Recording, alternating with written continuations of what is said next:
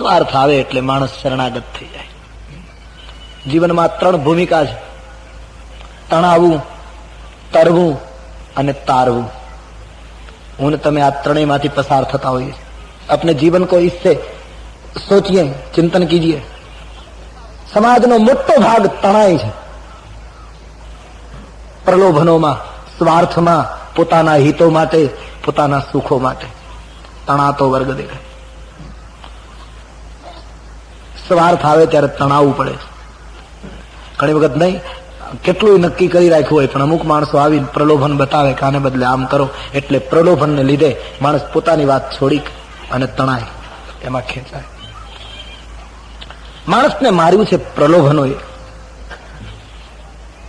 तमन्नाओं ने हमारी हमको बुंदा कर दिया.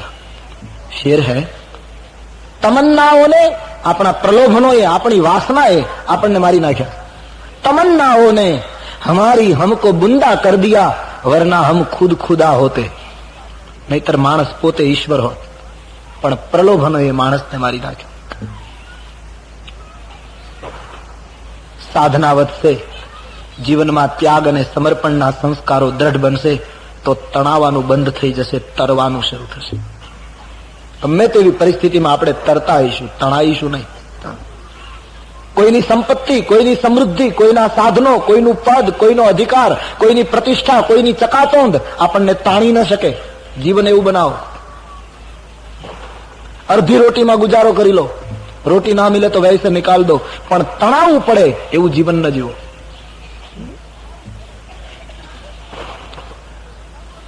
તરવાનું, અને એ તરવાનું જયારે આવે એ બરાબર ફાવે, પછી બીજાને તારવાની ભૂમિકા આવે. પછી જેનો હાથ પકડે એને માણસ તારતો જાય. મારે આપને એટલું જ કહેવાનું, આપણે બીજાને તારી ન શકીએ તો કઈ નહીં, પણ કોઈના પ્રલોભનમાં તણાઈએ નહીં. આપણે આપણી મસ્તીમાં તરીએ.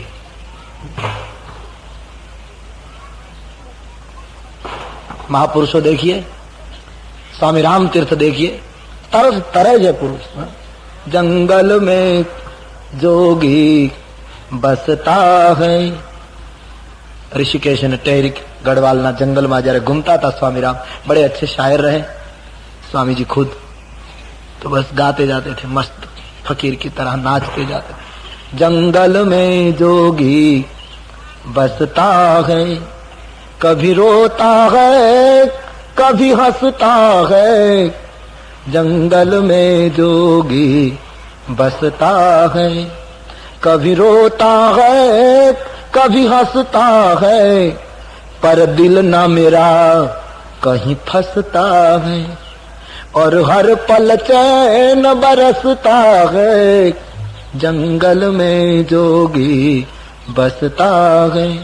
कितनी मस्ती हसे महापुरुष. मुझे बादल स्नान कराते हैं. મને વરસાદ સ્નાન કરાવે. હું તો સમ્રાટનો દીકરો છું, વિશ્વવ્યાપક બ્રહ્મનો રાજકુમાર છું, આમ કહેતા હતા.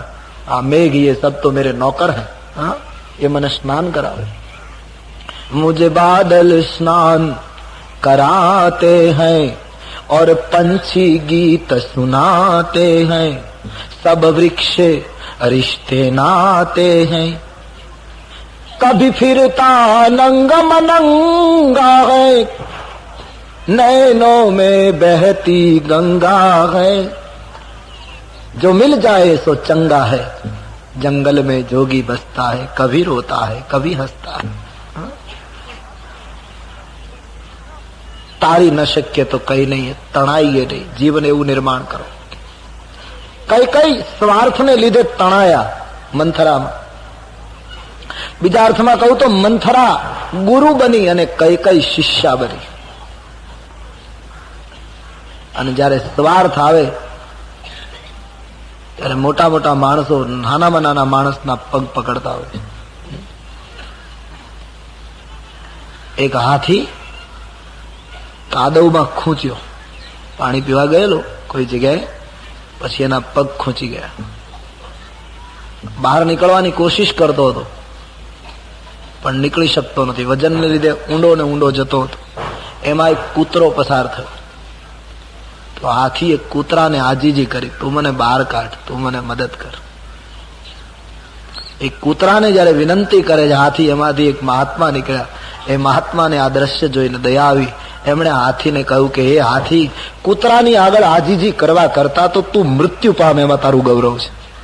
તને કાઢશે નહીં કદી શ્વાન ભલા, તને કાઢશે નહીં કદી શ્વાન ભલા. ચૂપ થા ગજરા, ચૂપ થા ગજરાજ ભલા. હાથી, એના કરતા તું મરી જાય તારા માટે ઉત્તમ છે. સંભાવિત સચા કીર્તિ, ગીતા में कहा है, संभावित માણસને અપકીર્તિ જેવું બીજું કોઈ મોત નથી. તણાઈએ નહીં બસ. તુલસીદાસજી વર્ણન કરે કઈ કઈ તણાયા, કેટલા તણાયા એનું પ્રમાણ આપું. માનસ में लिखा है, પરો કૂપ તવ બચન લગી. મંથરા, તું કહેતી હોય તો તારા કહેવા માટે હું કુવામાં પડું. આ મંથરા ને કઈ કઈ કહે, પરો કૂપ તવ બચન લગી અને સકવ પૂત પતિ ત્યાગી. તું કહેતી હોય તો મારા પુત્રોને ત્યાગી દઉં, તું કહેતી હોય તો મારા પતિને ત્યાગી દઉં. આ રઘુવંશની ભાષા નથી, રઘુકુળમાં આવું ન બોલાય. પણ મંથરાએ કઈ કઈને એટલા બધા વશ કરી લીધા. તું મારા હિતની વાત કરે છે મંથરા, હું તારું કહ્યું શું કામ ન કરું, મને ઉપાય બતાવ, હું કોઈની ગુલામી નહીં કરું. ભરત રાજકુમાર છે. દેવી નિશ્ચિંત રહો, મહારાજ દશરથજી હમણાં તમારે ત્યાં પધારશે. હું કહું એમ કરો તો બધી બાજી સુધરી જાય એમ છે.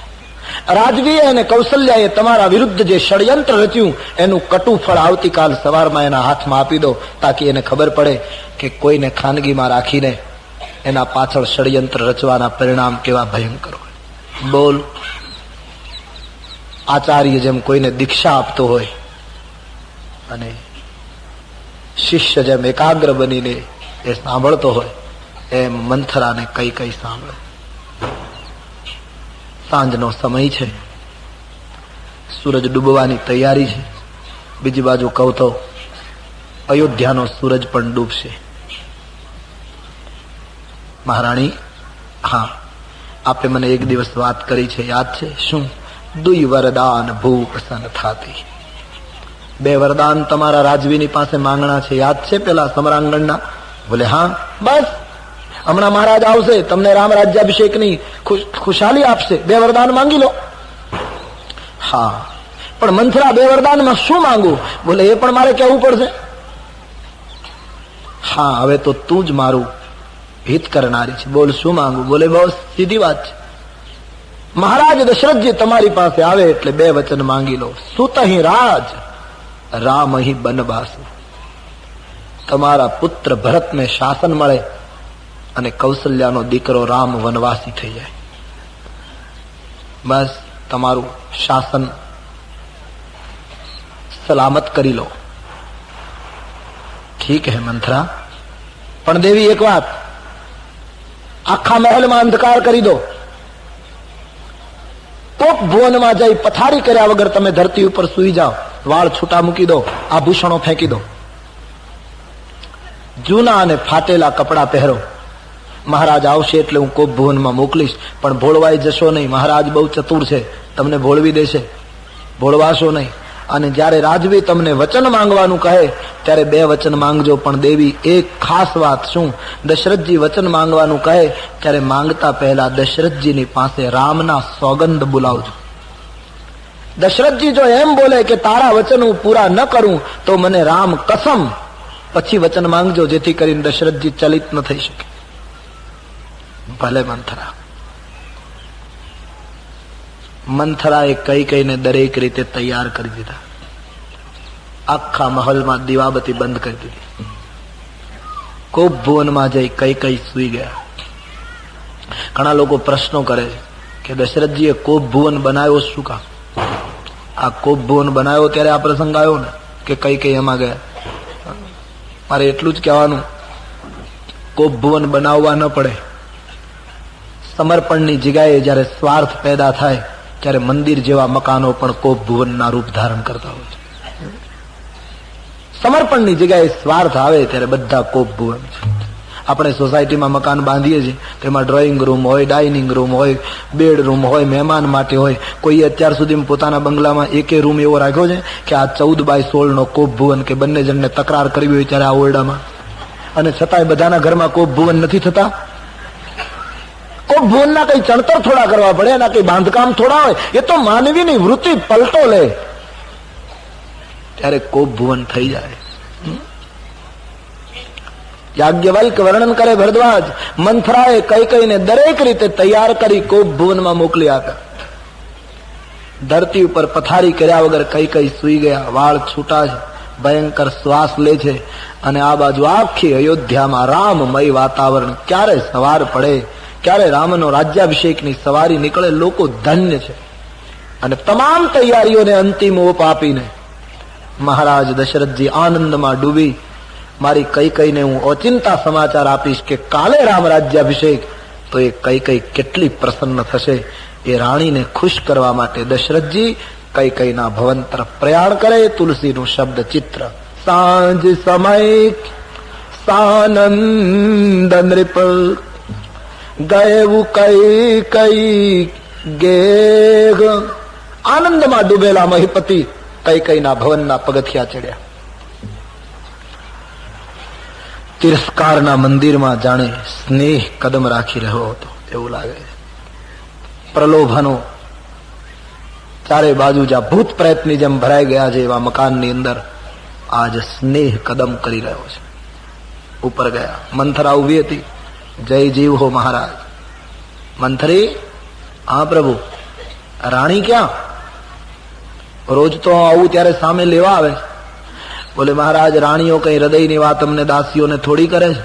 મતલબ એ મહારાજ, સવારથી કઈ તમારા રાણી નારાજ થયા છે, કોપ ભુવનમાં સુતા છે, કશું બોલતા નથી. મારાથી વાત કરું તો હું મારા સામે ગુસ્સો કરે. પોતે જમ્યા નથી, હું જમી શકી નથી. હું તો ક્યારની આપની રાહ જોઉં છું. અચ્છા હુઆ આપ આગે. તમારા રાણી કોપ ભુવનમાં છે, આપ કોપ ભુવન જાઓ.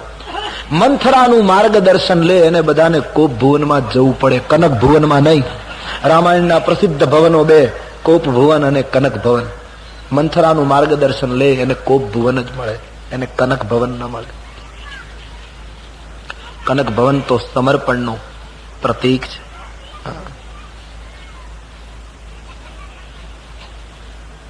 કોપ ભુવનમાં પોતાની રાણી આ શબ્દ જ્યાં સાંભળે છે દશરથજી, કોપ ભુવન સુની શકું ચેવરાવું, ભય બસ અગહુડ પરે ન પાવું. એટલા બધા રાજવી ભયભીત થઈ ગયા કે કાલે આટલો મોટો પ્રસંગ અને આજ મારી રાણી કોપ ભુવનમાં શું કામ નિરાશ થયા છે? કઈ નારાજગી હશે? દશરથજી એક ડગલું આગળ ન ભરી શક્યા. એક રાણી નારાજ થઈ એમાં સમ્રાટ ચક્રવર્તી આમ સ્તબ્ધ થઈ ગયા. તુલસીદાસજીથી સહન થયું નહીં. તુલસીદાસજી લખે છે, સુરપતિ બસહી બાહુબલ જાકે. દશરથજીના બાહુબળથી ઇન્દ્ર સલામત રહે આટલો આ મહાપુરુષ અને એક સમ્રાટોના મુગુટમણી જેના પગમાં ઘસાય, એ દશરથજી એક રાણી નારાજ થઈ એમાં સુકાઈ ગયા, સ્તબ્ધ થઈ ગયા. તુલસીદાસજીએ દશરથજીની ટીકા કરી, દેખ હું કામ પ્રતાપ બડાઈ. કામનાનો પ્રભાવ તો જુઓ. એક રાણીના તરફની મહારાજની આસક્તિએ એને ધ્રુજાવી દીધા. દશરથજીમાં કઈ કઈ તરફ કામના છે. અને તાત્વિક દ્રષ્ટિથી જુઓ તો આજ દશરથજીમાં કામ છે, મંથરામાં લોભ છે કે ગાદી ભરતને મળવી જોઈએ, અને કઈ કઈ કોપ ભુવનમાં છે એટલે કે ત્યાં ક્રોધ છે. એક જ ઘરની અંદર કામ, ક્રોધ અને લોભ ત્રણેય દુર્ગુણો તૈયારીમાં બેઠા છે. હવે જે ઘરની અંદર, જે વ્યક્તિના અંદર, જે કુટુંબની અંદર, જે ગામના અંદર કે જે રાષ્ટ્રના અંદર આ ત્રણેય દુર્ગુણો ભર જુવાનીમાં ઉભા હોય, એ જગ્યાએ રામ રાજ્ય કોઈ દિવસ શક્ય નથી. રામ રાજ્યનો પાયો નહોતો.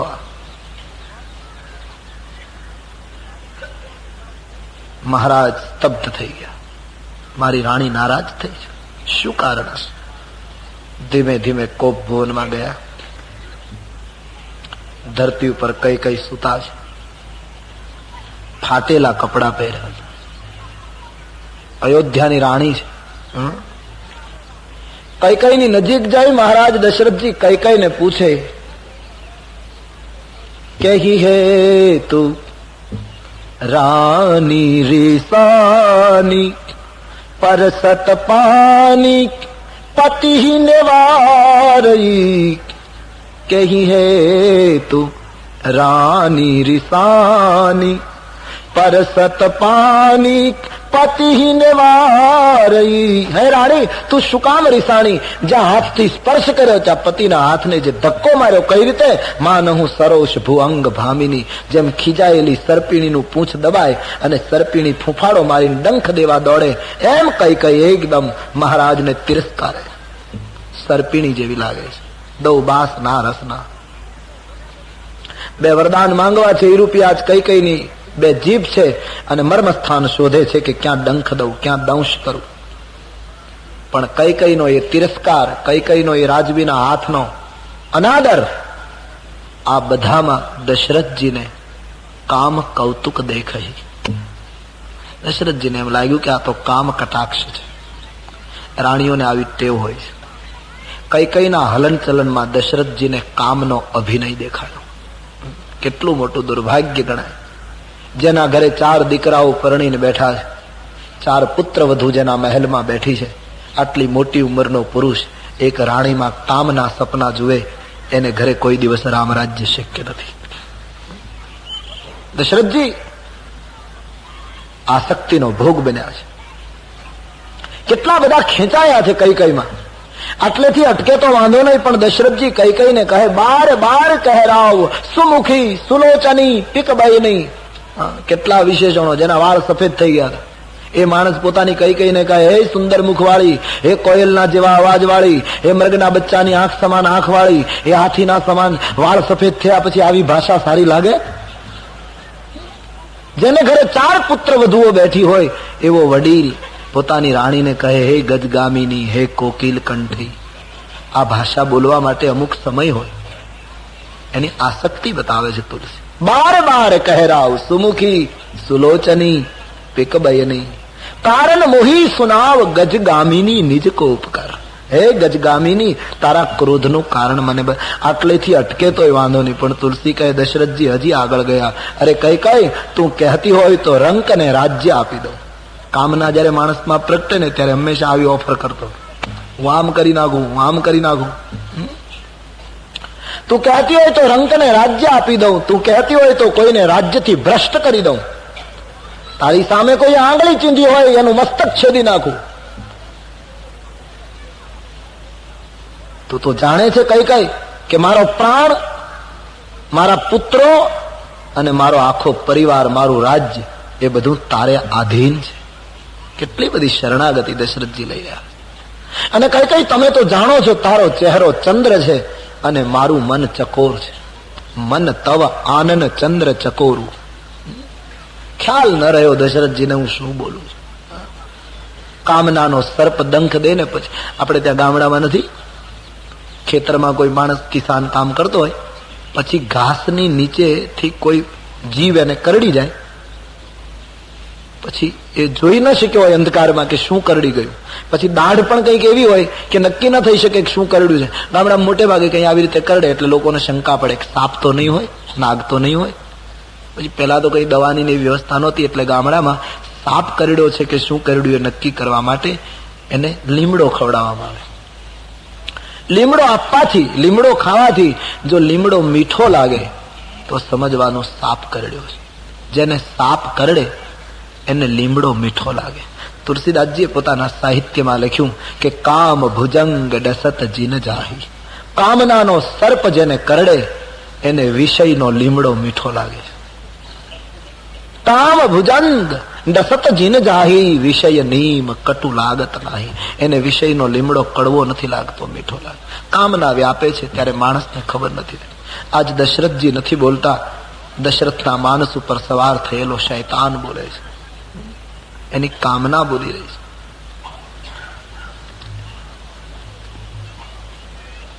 વારંવાર કઈ કઈને પૂછે છે તને શું થયું, પણ એકદમ દશરથજીને યાદ આવ્યું કે મૂળ વાત કહી દઉં એટલે કઈ કઈ ખુશ થઈ જશે. કયું કઈ કઈ ભામિની ભયવું તોર મન ભાવા. કઈ કઈ તારા મનની ઈચ્છા પૂરી થઈ ગઈ. શું? આજ ઘરે ઘરે ઉત્સવ છે, કાલે આપણો રામ ગાદી ઉપર બેસે. તું મને કહેતી હતી ના રામને ગાદી આપી દો. કઈ કઈ તારી ઈચ્છા પૂરી કરવા માટે મેં રામના રાજ્યનો નિર્ણય કર્યો છે. જલ્દી શ્રૃંગાર સજે, જલ્દી તૈયારી કરે. હા, મને ખબર છે કઈ કઈ તમને મારા પહેલા કોઈ કહી ગયું લાગે છે, અને આવા પ્રસંગે રાણીઓને હઠ કરવાની ટેવ હોય. કઈ કઈ હું ખુલ્લું કહું છું, કાલે રામનો રાજ્યાભિષેક છે, માંગો, શું આપું? આમ જ્યાં કહી દીધું અને કઈ કઈ ઉભા થયા. માંગ માંગ તમે અનેક વાર બોલ્યા છો, પણ ક્યારે આપવું છે? અરે બોલે માંગો, જે માંગો તે આપો. અરે કહે બે વરદાન મારા ભૂતકાળના લેણા છે, એ પણ મળશે કે કેમ ભગવાન જાણે. દશરથજી હસી પડ્યા કે બસ આટલી નાની વાત, આ કારણ હતું, એમાં આટલું મોટું નાટક? બેને બદલે 4 માંગી લો. મારો ભોળો સ્વભાવ, હું ભૂલી ગયો. તમારે થાપણ નહીં રાખવા જોઈતા હતા, માંગી લેવા જોઈતા. અરે કાલે રામનો રાજ્યાભિષેક, બેને બદલે 4 માંગી લો. અને કઈ કઈ દશરથજી એકદમ ઉતાવળમાં આવેશમાં આવી ગયા અને કઈ કઈની સામે બોલી ગયા, કઈ કઈ બેને બદલે 4 માંગ. તારા માંગેલા વચન ન આપું તો મને રાઘવેન્દ્રના સોગંદ છે. જયારે દશરથજી સોગંદ બોલ્યા ત્યારે આખી અયોધ્યાને અપશુકન થયા. અવધ ચિંતા કરવા લાગી, કામ કેમ થાય? બોલ કઈ કઈ, તમારે પહેલા માંગવા જોઈએ. અને કઈ કઈ આ તો રઘુકુળ છે.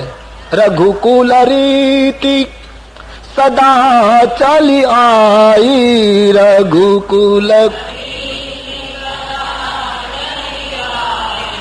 પ્રાણ જાહુ બરુ બચનન જાઈ.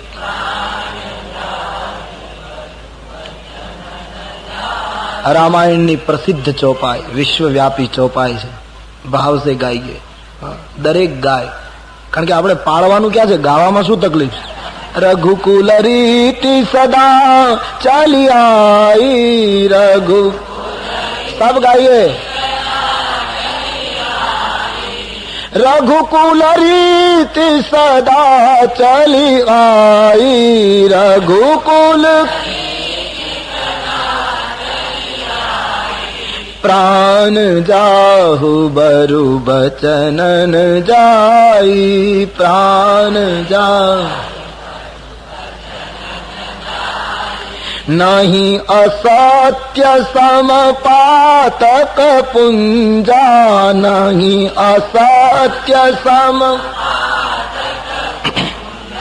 નહીં અસત્ય સમપાતક પુંજા, નહીં અસત્ય સમ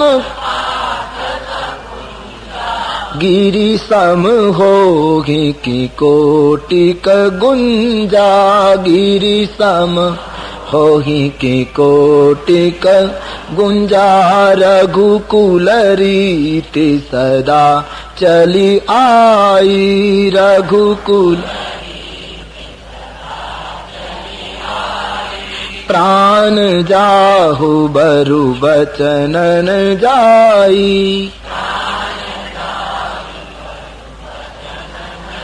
મહારાજ દશરથજી આ પ્રસંગે કૈકેયીના કોપ ભુવનમાં બોલ્યા છે, રાણી આપણા કુળની નીતિ છે કે પ્રાણ જાય પણ રઘુવંશીનું વચન ન જાય. હા, કથા તો એની જ કરાય ને જેને વચનની પ્રાણ કરતા અધિક કિંમત હોય. કથા એની થાય. આજ યુગો થઈ ગયા, હજી રામાયણ એમનેમ ચાલે છે.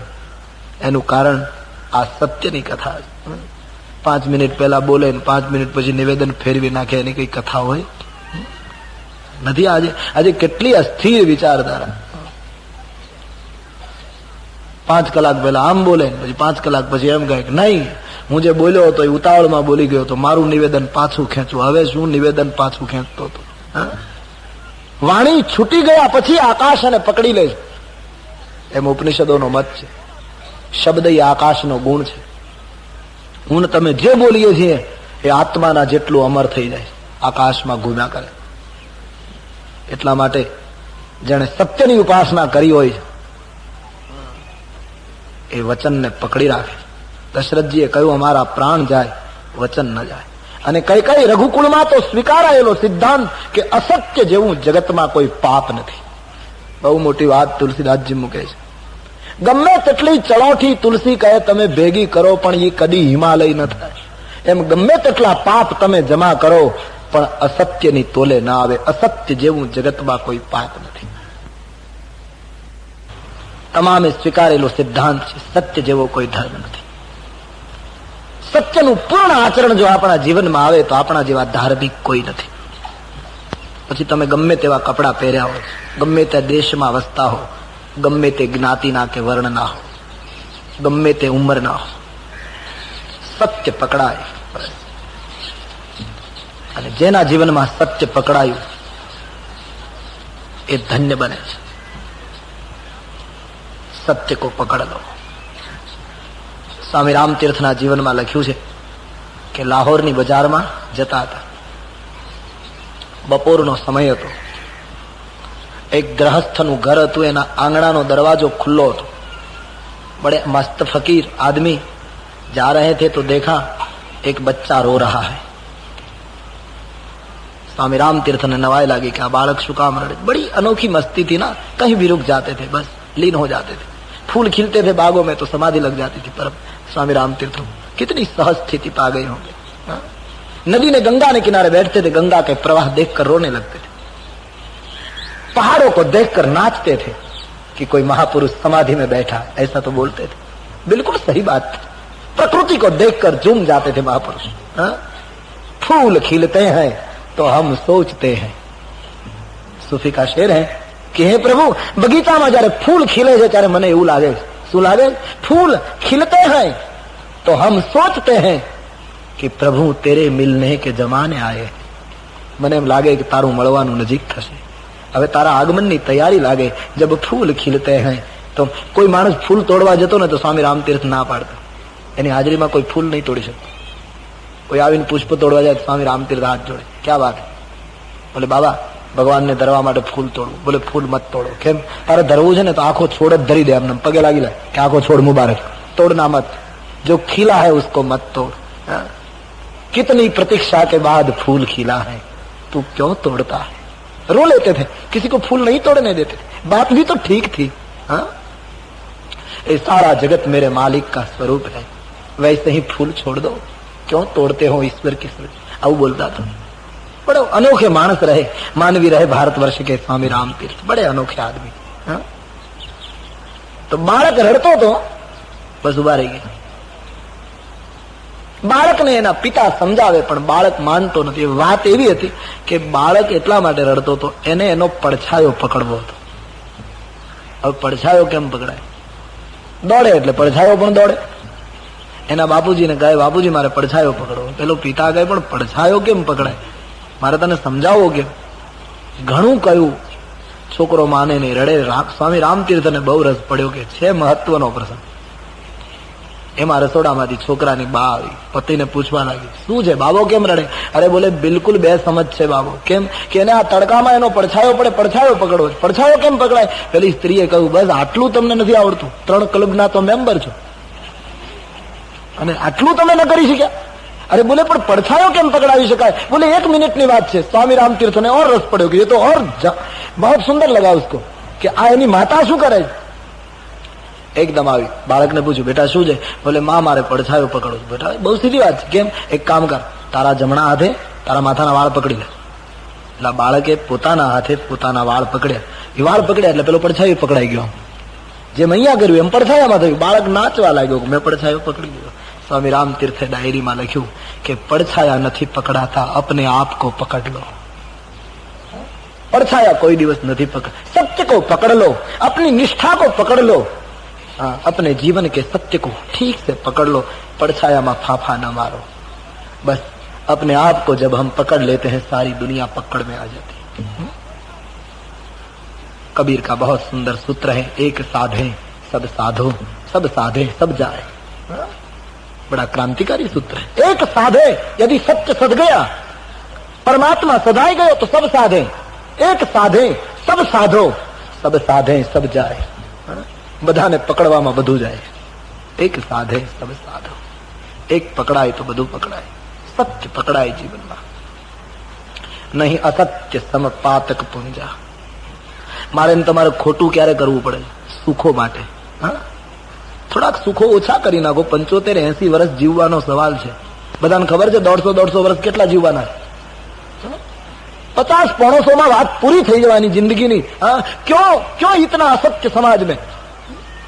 થોડાક સુખો ઓછા કરી નાખવાના, સીધી વાત. અસત્ય ક્યારે કરવું પડે છે લોકોને? જયારે વધારે પડતા સુખો હાંસલ કરવા. 2 વખત રોટી ન મળે, 1 વખત ચલાવી લો. સાધુઓ ભૂખ્યા બેસીને જીવન ગુજારે. કેટલું જીવવાનું, પણ અસત્યનું આચરણ માનવીને અશાંત બનાવતું રહે. ધન્ય છે રઘુકુળ, જે કુળમાં સિદ્ધાંત તો નહીં, અસત્ય સમ પાતક પૂંજા. અસત્ય જેવું કોઈ પાપ નથી. કઈ કઈ માંગો, પ્રાણ છોડી દઈશ પણ વચન નહીં છૂટે. બે ને બદલે 4 માંગો. કઈ કઈ સાવધાન, નક્કી થઈ ગયું કે હવે વચનમાં ફેરફાર નહીં થાય. શણગાર સજો દેવી, અને કઈ કઈ મહારાજની સામે શણગાર સજવા લાગ્યા. સંતો કહે કઈ કઈ શણગાર પહેરતા હતા, અને બીજા અર્થમાં જોઈએ તો અહીં સીતાજીના શણગાર ઉતરવા લાગ્યા. રાજવીને ખબર નથી કે શું માંગશે. આખી અયોધ્યામાં જય જયકાર થાય છે. રાત્રિનો સમય છે. કોપભવનમાં કઈ કઈ શણગાર પહેર્યા. રાજવીની નજીક આવ્યા અને કઈ કઈને મહારાજે કહ્યું જલ્દી માંગો, શું આપું? અને તુલસી કહે કઈ કઈ માંગવા તૈયાર થયા. ભૂપ મનોરથ સુભગવન સુખ સુબિહંગ સમાજ ભિલ્લની જનુ છાંડન ચહતી બચન ભયંકર બાજ. કોઈ ભીલડી જંગલમાં મૃગલાઓને ફાસલામાં લેવા માટે જેમ પોતાના શરીરને શણગારતી હોય, મૃગને એમ લાગે કે તો પોતાનો શણગાર સજે, પણ એ શણગારની પાછળ એક ફાસલો રચાયો હોય, એમ રાજવીના મનોરથને લૂંટવા માટે કઈ કઈ ભીલડીની જેમ શણગાર સજતી હતી. સજ ધજ કે તૈયાર હુઈ, રાજવીની નજીક આવે છે. મહારાજ, હા, મારા 2 વચન માંગી લઉં? બોલે હા. આપ રામના સોગંદ, રઘુકુળની પરંપરા અને સત્યની સરાહના કરીને બોલ્યા છો. બોલે બિલકુલ ઠીક કહ રહા હું, માંગ લો. કાલ રામનો રાજ્યાભિષેક છે દેવી, કુછ ભી માંગો. અને કઈ કઈના મુખમાંથી શબ્દો નીકળ્યા છે, જે શબ્દોએ અયોધ્યાને 14 વર્ષ સુધી રડાવી મૂકી, જે શબ્દોએ 3 રાણીની માંગનો સિંદૂર ભૂસાવી નાખ્યો, જે શબ્દોએ ભરતને ભેખ પહેરાવી દીધો, જે શબ્દોએ લખન, રામ અને સીતાને 14 વર્ષ સુધી દર દર ભટકતા કરી મૂક્યા, જે શબ્દોએ અયોધ્યાને અનાથ કરી મૂકી. તુલસી કહે છે કઈ કઈ કે મુખ से शब्द निकले, सुनहु प्राण प्रिय भावत जी का, सुनहु प्राण प्रिय भावत जी का, सुनहु प्राण प्रिय भावत जी का.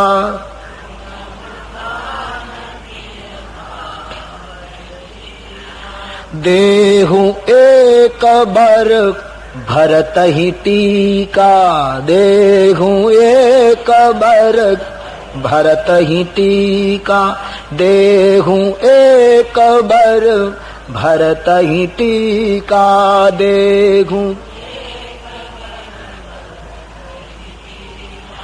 दूसर बर मांगऊ कर जोरी, दूसर बर मांगऊ कर जोरी, पूरवहु नाथ मनो रथ मोरी, पूरवहु नाथ मनो.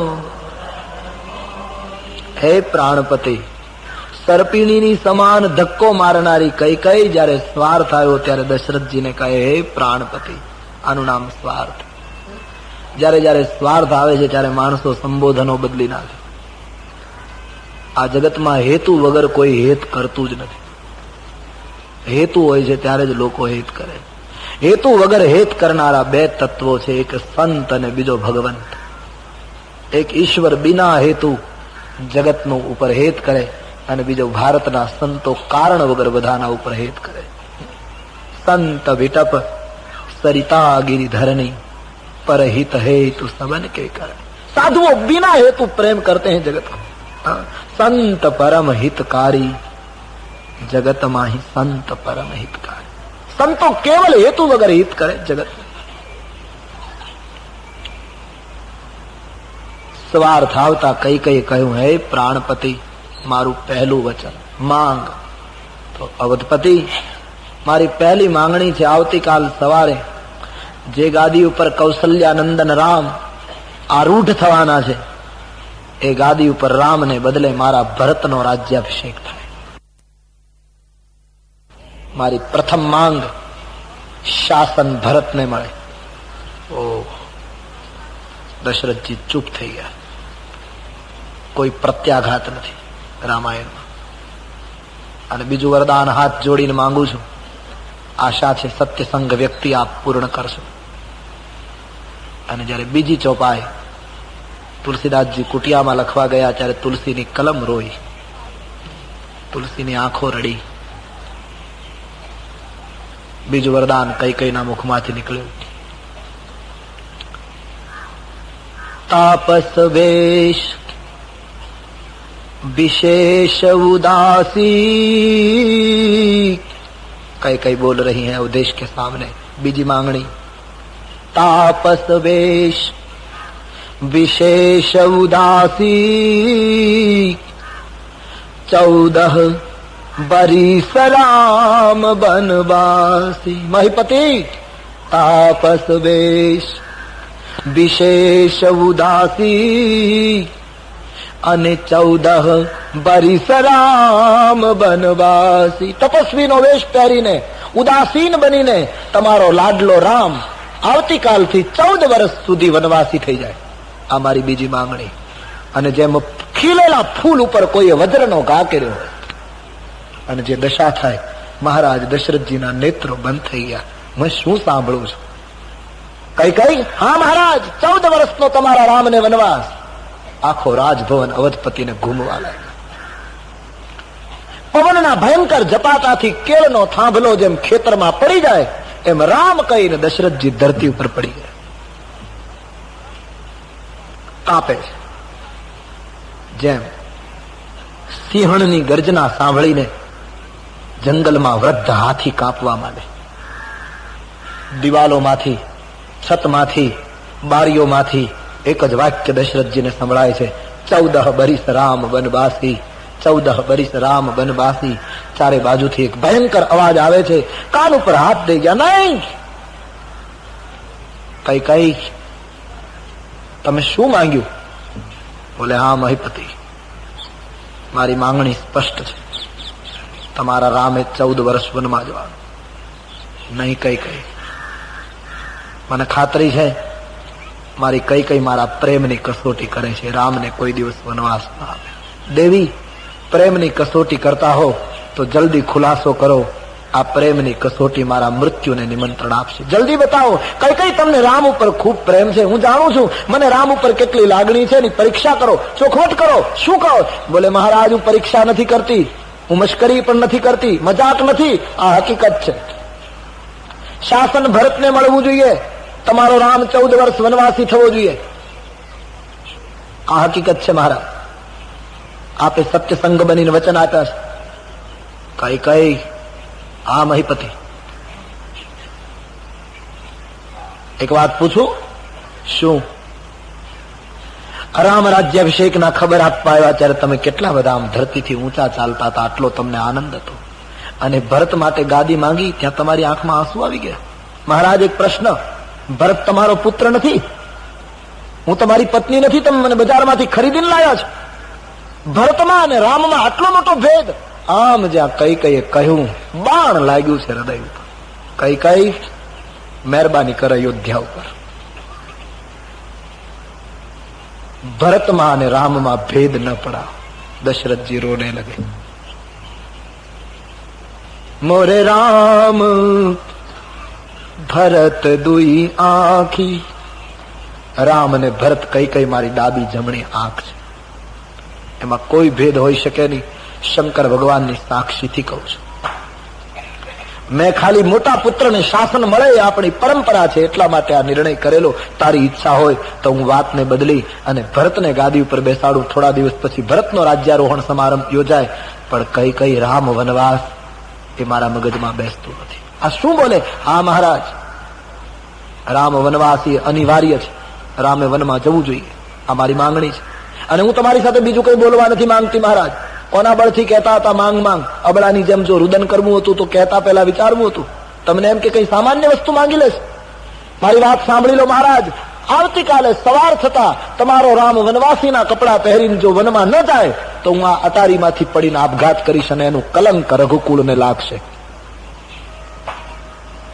આ તો સારું થયું મહીપતિ મને દાસીએ ચેતવી દીધી, નહીતર 15 દિવસથી અયોધ્યામાં ઉત્સવ ઉજવાય અને તમે મને વાતે ન કરી. તમે કૌશલ્યાએ રામને ગાદી આપ્યા પછી મને ભરતને કારાગૃહમાં પૂરવાનો નિર્ણય કર્યો. મહારાજ રડી પડ્યા. કઈ કઈ તારા કાનમાં કોઈ વિષ રેડ્યું છે. કઈ કઈ આવો કોઈ નિર્ણય ખાનગીમાં લેવાયો નથી. તું મને રોજ કહેતી હતી કે રામને ગાદી આપો એટલે મેં નિર્ણય કર્યો, અને છતાંય તારી ઈચ્છા ન હોય તો નિર્ણય ફેરવી નાખું. પણ કઈ કઈ રામને વનવાસ ન દે. કઈ કઈ હું પતિ છું, તું પત્ની છું. ભારતીય સંસ્કૃતિમાં કઈ કઈ પતિ કોઈ દિવસ પત્નીને હાથ ન જોડે, પણ આજે અયોધ્યાનો સમ્રાટ તને હાથ જોડે. તારો ભરત ભલે ને ગાદીએ બેસે, તારો ભરત ભલે ને ગાદીએ બેસે, પણ વન ના દે મારા રામને રેજી. ભરતને શાસનનો કોઈ વાંધો નથી, પણ કઈ કઈ રામ જેવા પુત્રને વનવાસ કેમ અપાય? તો ના પાડી દો માઈ બધી, કલંક વહોરી લો, બાકી મારા વચનમાં પરિવર્તન નહીં થાય. મહારાજ દશરથજીને ખાતરી થવા લાગી છે. ચિતરવો હતો ચંદ્ર, રાહુ ચિતરાઈ ગયો. વિધાતાની ગતિ કેટલી વિચિત્ર છે. આનું નામ જીવન છે. કેટલી ઉમ્મીદ, કેટલો આનંદ, કેટલી તૈયારી. ધરતી ઉપર દશરથજી આળોટે છે. બધા જ મનોરથો ધૂળમાં મળી ગયા. મારે આપને એ જ કહેવું છે કે રામકથા કેટલું મોટું આશ્વાસન છે માનવ જીવનને. દશરથજી એટલે બ્રહ્મના પિતા. આ ધરતી ઉપર જ્યાં હું ને તમે શ્વાસો ભરીએ છીએ એ ધરતી ઉપર બ્રહ્મના પિતાના મનોરથ પૂરા ન થાય તો મારા ને તમારા કોઈ મનોરથ અધૂરા રહે તો એમાં રડવાનું શું? રામ ભજો, પ્રભુનું સ્મરણ કરો. અહીં બધા અધૂરું મૂકીને ગયા છે. આ જગત અહીં કોઈનું પૂરું થતું નથી. सब रोए हैं यहाँ, इसलिए कबीर ने कहा रहना नहीं, ये देश वैराना है, बेगाना है.